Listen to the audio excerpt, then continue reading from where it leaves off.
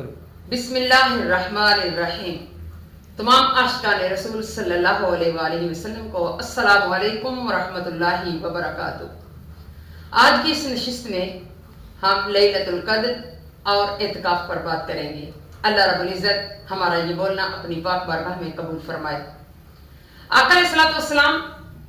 اپنے صحابہ کرام رضوان اللہ علیہم اجمعین کے درمیان بیٹھے ہیں۔ کائنات کے تاجدار رحمت عالم صلی اللہ علیہ وسلم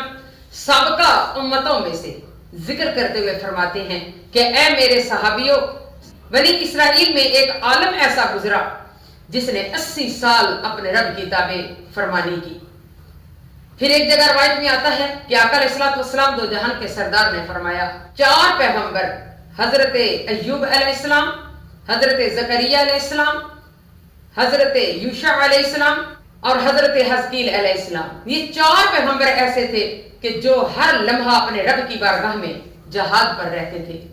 پھر ایک مجاہد کا ذکر کیا۔ کائنات کے تاجدار رحمت عالم صلی اللہ علیہ وآلہ وسلم نے فرمایا کہ 80 سال تک وہ اسلحہ سے لیس رہا،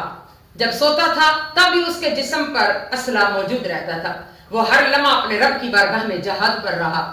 تو جب یہ بات سنی تو صحابہ کرام رضوان اللہ علیہم اجمعین کی طبیعت نیکی کی طرف مچلی اور عرض کرنے لگے یا رسول اللہ صلی اللہ علیہ وآلہ وسلم، وہ لوگ تو پھر کامیاب ہو گئے کیونکہ ان کی عمریں بھی لمبی تھیں اور وہ طاقت میں بھی زیادہ تھے، ہماری عمریں بھی چھوٹی ہیں اور طاقت میں بھی ہم کم ہیں اور عبادت میں بھی ہم پیچھے رہ گئے۔ ابھی یہ کہنا تھا کہ کائنات کے تاجدار رحمت عالم صلی اللہ علیہ وآلہ وسلم خاموش تھے کہ اسی لمحے کے اندر حضرت جبرائیل امین سورۃ القدر کی آیات لے کر کائنات کے تاجدار رحمت عالم صلی اللہ علیہ وآلہ وسلم کی بارگاہ میں حاضر ہوئے، اور یہ وہ سورت تھی جو صحابہ کرام رضوان اللہ علیہم اجمعین نے سوال کیے تھے، ان کے جواب میں آئی۔ رب کائنات کے حبیب کی پاک بارگاہ کا صدقہ کہ آپ کی زبان پر وہ لفظ جاری ہوئے اور آپ نے اپنے صحابہ کرام رضوان اللہ علیہم اجمعین کو بتایا کہ میرے رب کائنات نے آپ کے سوالوں کا جواب دے دیا کہ بسم اللہ الرحمن الرحیم انا انزلناہ فی لیلۃ القدر، بے شک ہم نے اس قرآن کو لیلۃ القدر کی رات کو نازل کیا، وما ادراک ما لیلۃ القدر، اور تمہیں کیا معلوم کہ لیلۃ القدر کیا ہے؟ لیلۃ القدر خیر من الف شہر، یہ وہ رات ہے جو 1000 مہینوں سے بہتر ہے۔ سبحان اللہ۔ سوال یہ پیدا ہوتا ہے کہ صحابہ کرام رضوان اللہ علیہم اجمعین عرض کرنے لگے کہ یا رسول اللہ صلی اللہ علیہ وآلہ وسلم، وہ لوگ ہم سے کامیاب ہو گئے، تو کائنات کے تاجدار رحمت عالم صلی اللہ علیہ وآلہ وسلم کا صدقہ رب کائنات نے صحابہ کرام رضوان اللہ علیہم اجمعین کو جواب دیا کہ نہیں نہیں، میں اپنے محبوب کے صدقے تم پر قرآن کو نازل کر رہا ہوں، اور اس قرآن کے صدقے رمضان نازل کر رہا ہوں، اور اس رمضان کے اندر ایک ایسی رات بنا رہا ہوں کہ وہ تو 80 سال عبادت کر کے گئے، لیکن اگر تم اس ایک رات کو جاگو گے تو رب کعبہ کی قسم تمہیں 80 سال کیا 1000 سال کی عبادت کا ثواب عطا کیا جائے گا۔ سبحان اللہ۔ تو میرے معزز ناظرین، یہ وہ لیلۃ القدر کی رات ہے کہ جس رات رب کائنات قرآن مجید کو اتارنا شروع کرتا ہے کہ لوح محفوظ سے آسمان دنیا پر قرآن کا نزول ہوا، اور پھر بتدریج 23 سال کے عرصے میں یہ قرآن جو ہے وہ مکمل ہوا۔ تو جب یہ قرآن آقا علیہ الصلوۃ والسلام دو جہان کے سردار کی پاک ذات پر اتارا گیا تو آپ محمد الرسول اللہ بن گئے، اور جب یہ قرآن کسی انسان کے سینے میں محفوظ کیا جائے تو وہ حافظ قرآن اور عام انسان کے نسبت اعلیٰ انسان بن جاتا ہے۔ اور جب یہ قرآن جس رات کو اتارا گیا تو اس رات کو بھی یہ شرف عطا ہوا کہ وہ عام رات نہیں، وہ رات 1000 سالوں سے بہتر رات ہے۔ سبحان اللہ۔ معزز ناظرین، اگر یہ رات کسی خوش وقت انسان کے نصیب میں آ جائے تو 1000 سال کو اگر گنا جائے تو یہ 83 سال اور 4 ماہ بنتے ہیں۔ اگر 50-60 سال کی عمر ہو اور اس 50-60 سال کی عمر میں 3-4 لیلۃ القدر کی راتیں مل جائیں تو رب کعبہ کی قسم حساب کیجئے کہ اس انسان کو میرا رب کائنات کتنا نوازے گا۔ سبحان اللہ۔ اب سوال پیدا ہوتا ہے کہ لیلۃ القدر کی رات ہے کب؟ رمضان کے کون سے عشرے میں لیلۃ القدر کی رات ہے؟ تو معزز ناظرین، میرے آقا علیہ الصلوۃ والسلام دو جہان کے سردار نے رمضان کے پہلے عشرہ میں اعتکاف کیا، آپ کو لیلۃ القدر کی رات نظر نہ آئی، پھر دوسرے عشرے میں اعتکاف کیا، آپ کو لیلۃ القدر کی رات نظر نہ آئی، جب تیسرے عشرے میں آپ نے اعتکاف کیا تو کائنات کے تاجدار رحمت عالم صلی اللہ علیہ وسلم کی بارگاہ میں حضرت جبریل امین حاضر ہوئے اور عرض کرنے لگے، یا رسول اللہ صلی اللہ علیہ وسلم، یہی عشرہ ہے جس کے اندر رب کائنات نے لیلۃ القدر کی رات کو رکھا ہے۔ جب کائنات کے تاجدار رحمت عالم صلی اللہ علیہ وسلم کو اس رات کا مشاہدہ کروا دیا گیا تو میرے آقا علیہ الصلوۃ والسلام دو جہان کے سردار جلدی جلدی اٹھے اور مسجد کے دروازے پر پہنچے کہ میں اپنے صحابہ کرام رضوان اللہ علیہم اجمعین کو بتا سکوں کہ وہ لیلۃ القدر کی رات کون سی رات ہے۔ لیکن جب آپ دروازے پر پہنچے تو کیا دیکھا کہ دو صحابی آپس میں جھگڑا کر رہے ہیں۔ اس جھگڑے کی نحوست کی وجہ سے کائنات کے تاجدار رحمت عالم صلی اللہ علیہ وسلم کے دماغ مبارک سے اس رات کو محو کر دیا گیا، غائب کر دیا گیا، اور کائنات کے تاجدار رحمت عالم صلی اللہ علیہ وسلم کے چہرہ پاک پر جلال نظر آیا تو پوچھا گیا تو کائنات کے تاجدار رحمت عالم صلی اللہ علیہ وسلم نے فرمایا کہ میں آپ لوگوں کو لیلۃ القدر کی رات کا بتانے آ رہا تھا، لیکن یہاں جو جھگڑ رہے تھے اس جھگڑے کی وجہ سے وہ میرے دماغ سے رب کائنات نے واپس لے لیے۔ تو معزز ناظرین، معلوم ہوا کہ جہاں جھگڑے ہوں وہاں سے برکتیں اٹھا لی جاتی ہیں، اور یہ کتنی بری چیز ہے۔ تو یہ جھگڑے جو ہیں انسان کے مقام کو ختم کر دیتے ہیں، اور کائنات کے تاجدار رحمت عالم صلی اللہ علیہ وسلم نے فرمایا کہ آخری عشرے میں تاک راتوں میں تم خود تلاش کرو کہ لیلۃ القدر کی رات کون سی رات ہے۔ مثلا 21 کی رات، 23 کی رات، 25 کی رات، 27 کی رات اور 29 کی رات، یہ 5 راتیں میرے آقا علیہ الصلوۃ والسلام دو جہان کے سردار نے ارشاد فرمائی کہ ان میں لیلۃ القدر تلاش کیا کرو۔ صحابہ کرام رضوان اللہ علیہم اجمعین فرماتے ہیں کہ جب صبح کے وقت کائنات کے تاجدار رحمت عالم صلی اللہ علیہ وسلم نیند سے بیدار ہوئے تو آپ کے ماتھے مبارک پر مٹی اور گارے کے نشانات تھے، اور اس رات بارش بھی ہوئی تھی۔ تو ہمیں آقا علیہ الصلوۃ والسلام نے بتایا کہ یہ رات لیلۃ القدر کی رات تھی۔ بعض صحابہ کرام رضوان اللہ علیہم اجمعین بتاتے ہیں کہ یہ رمضان المبارک کی 21ویں رات تھی۔ صحیح تحقیق علماء کی یہ ہے کہ یہ آخری عشرے میں ہر سال یہ رات بدلتی رہتی ہے، کبھی رمضان المبارک کی 21 رات، کبھی رمضان المبارک کی 23 رات، کبھی رمضان المبارک کی 25، کبھی 27 اور کبھی 29۔ تو معزز ناظرین، جو میرے آقا علیہ الصلوۃ والسلام دو جہان کے سردار کے دماغ مبارک سے محو کر دی گئی، بلا دی گئی، اس میں بھی علماء حکمت لکھتے ہیں۔ مثلا کہ اگر اللہ رب العزت کے حبیب ہمیں یہ رات بتا دیتے کہ مخصوص طور پر یہی رات 25 کی رات یا 21 کی رات لیلۃ القدر کی رات ہے، تو اس میں حکمت یہ ہے کہ ہو سکتا ہے کہ 25 کی رات کو کوئی انسان اس قدر بیمار ہو جاتا کہ وہ عبادت نہ کر سکتا اور وہ اللہ رب العزت کی بارگاہ میں سجدہ نہ کر سکتا، رکوع نہ کر سکتا اور ثواب سے محروم ہو جاتا۔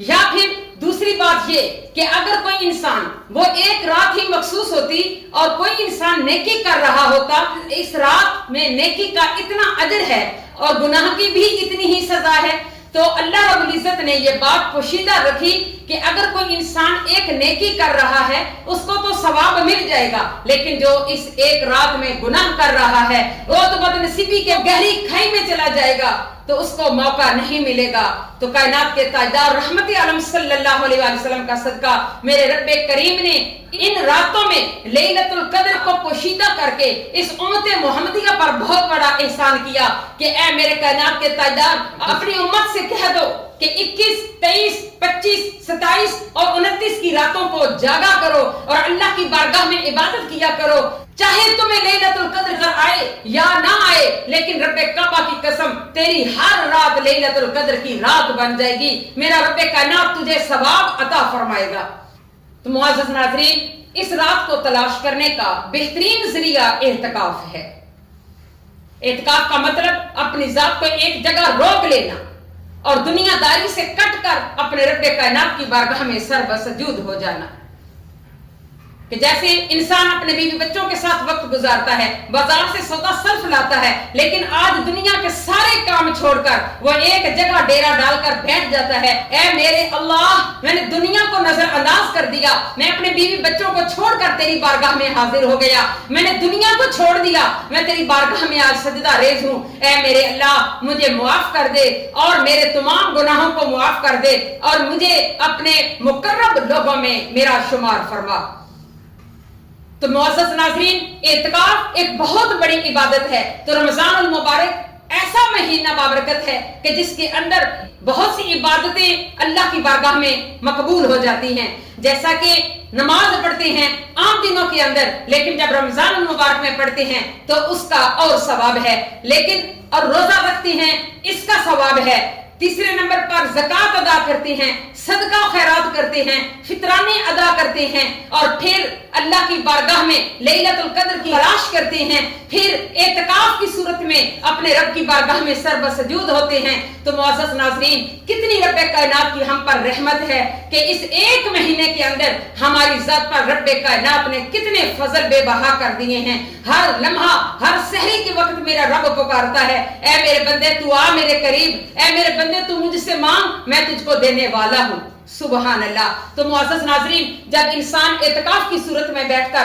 اپنے رب کی بارگاہ میں حاضر ہوتا ہے تو رب کائنات جلال میں آتے ہیں اور اس بندے کی ہر دعا قبول کی جاتی ہے۔ حضور پاک صلی اللہ علیہ وآلہ وسلم نے فرمایا کہ جو انسان دنیا سے کٹ کر معتکف ہو جاتا ہے، اللہ کی بارگاہ میں جھک جاتا ہے، تو اس کو بھی وہی ثواب ملتا ہے جو دنیا کے اندر بھی نیک کام کر رہا ہوتا ہے۔ مثلا کوئی دنیا کے اندر بندہ، اس کا رشتہ دار بیمار ہو جاتا ہے اور دوسرے لوگ اس کی عیادت کرنے جاتے ہیں، تو اللہ رب العزت کا یہ بندہ اپنے اعتکاف کے اندر بیٹھ کر سوچتا ہے کہ میں بھی باہر ہوتا، کہ میں بھی اس بندے کی عیادت کرنے جاتا، ابھی وہ سوچ رہا ہوتا ہے تو اللہ رب العزت اس کو بھی اس کا اجر عطا فرما دیتا ہے۔ کوئی بندہ فوت ہو جاتا ہے اور انتہائی کو نیک ہوتا ہے، لوگ اس کا جنازہ پڑھنے جاتے ہیں، لیکن یہ معتکف سوچتا ہے میں بھی اس کا جنازہ پڑھ سکتا، ابھی یہ سوچتا ہے تو اللہ رب العزت اس کو بھی اس کا ثواب عطا کر دیتا ہے۔ مطلب یہ کہ وہ دنیا کے کام چھوڑ کر جب رب کی بارگاہ میں حاضر ہو جاتا ہے تو اللہ رب العزت اس کی سوچ کا بھی اس کو صلہ عطا فرماتا ہے اور اللہ رب العزت اس کے ثواب میں بے پناہ اضافہ کرتا چلا جاتا ہے۔ سبحان اللہ۔ معزز ناظرین، جب انسان اعتکاف بیٹھتا ہے تو آقا علیہ الصلوۃ والسلام دو جہان کے سردار نے فرمایا کہ اس انسان کو اتنا ثواب عطا کیا جاتا ہے کہ میرا رب کائنات اس انسان کے درمیان اور جہنم کے درمیان 3 خندق کا فاصلہ کر دیتا ہے، اور ایک خندق کا فاصلہ زمین سے لے کر آسمان تک ہے۔ تو اندازہ کیجئے کہ 3 خندق کا فاصلہ اس جہنم اور اس انسان کے درمیان کر دیا جاتا ہے۔ یہ صرف ایک دن کے اعتکاف کا اجر ہے۔ تو جو انسان 10 دن اللہ کی بارگاہ میں اعتکاف کرتا ہے تو سوچئے کہ رب کائنات اس کو کتنا جہنم سے دور کر دیتا ہے۔ سورۃ القدر کے اندر رب کائنات فرماتا ہے تنزل الملائکہ، اس میں اللہ کے فرشتے نازل ہوتے ہیں۔ حدیث میں آتا ہے کہ کائنات کے تاجدار رحمت عالم صلی اللہ علیہ وآلہ وسلم کی پاک ذات کا صدقہ حضرت جبرائیل امین جو فرشتوں کے سردار ہیں اپنی ایک پوری جماعت کو لے کر خانہ کعبہ کی چھت پر اترتے ہیں اور وہاں ایک جھنڈا گاڑ دیتے ہیں اور تمام فرشتوں کو حکم دیا جاتا ہے کہ جاؤ، پھیل جاؤ پوری زمین کے اندر اور دیکھو کہ اللہ کے بندے اس وقت کیا کر رہے ہیں۔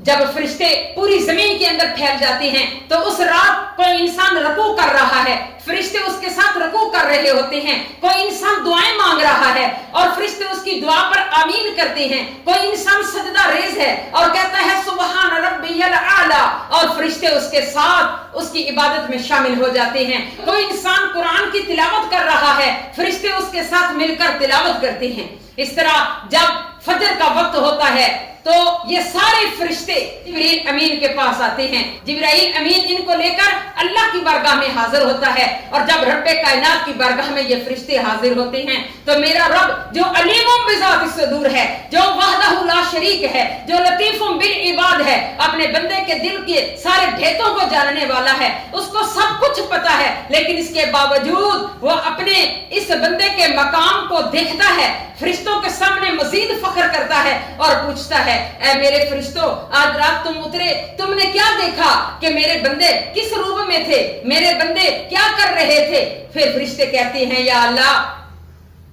वो तेरी बारगाह में झुके हुए थे, कोई रो रो कर तेरे से मगफरत तलब कर रहा था, कोई आंसुओं के नजराने पेश कर रहा था, कोई तड़प रहा था, कोई तुझसे माफियां मांग रहा था, कोई कुरान की तिलावत रो रो के कर रहा था, कोई तेरी पाक बारगाह से रहमत का उम्मीदवार था। तो जब रब कायनात की बारगाह में ये फरिश्ते ये बात बताते हैं तो मेरा रब कहता है, ऐ मेरे फरिश्तों मुझे बताओ कि मैं फिर क्या अजर दूं अपने बंदों को। फरिश्ते कहते हैं, ऐ मेरे मौला तू अपने बंदों पर अपनी शान के मुताबिक फजल अता कर। तो रब कायनात फरमाता है कि ऐ मेरे फरिश्तों तुम गवाह हो जाओ कि आज की रात जिस इंसान ने मुझसे मगफरत तलब की, मुझे अपने इज्जत जलाल की कसम, मैंने आज रात उसको माफ कर दिया। आज रात जिसने मुझसे रहमत मांगी, जिसने दौलत मांगी, जिसने जो मांगा, आज मैंने अपने बंदों की तमाम जायज हसरतों को पूरा कर दिया।